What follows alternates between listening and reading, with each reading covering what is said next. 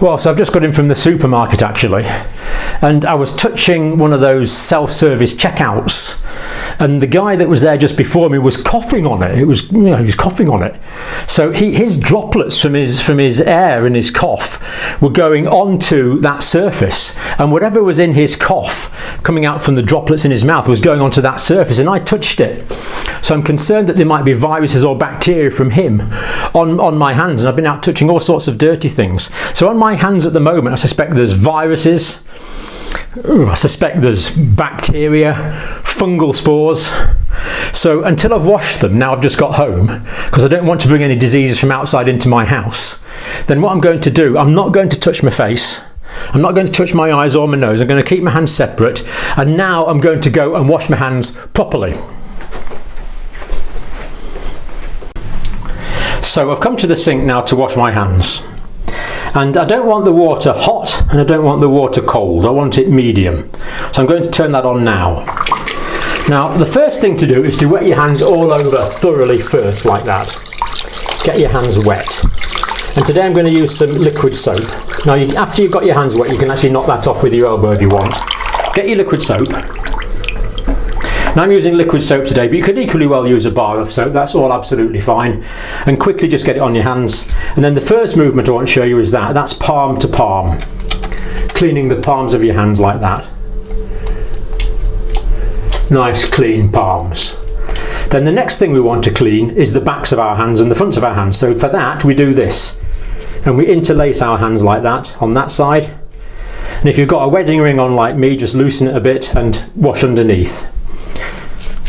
Clinically we would never wear stone rings, but bland wedding bands are fine. And on that side then, on the other side like that. So we're doing it on both sides.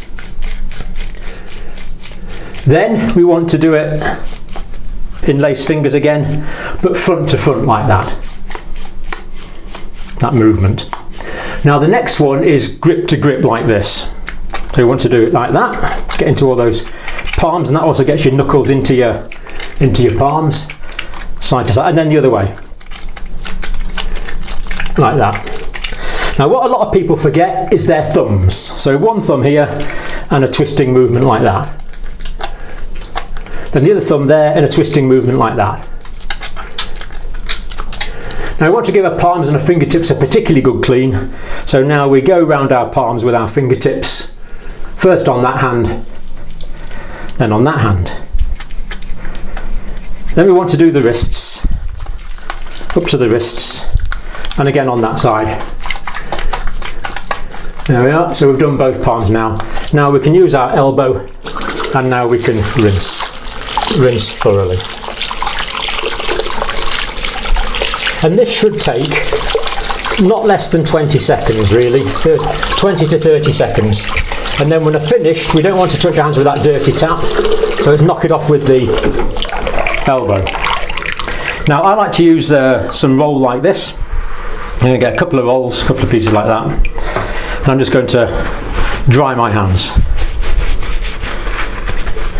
Drying in all the little notches, drying under my ring. Maybe a bit more.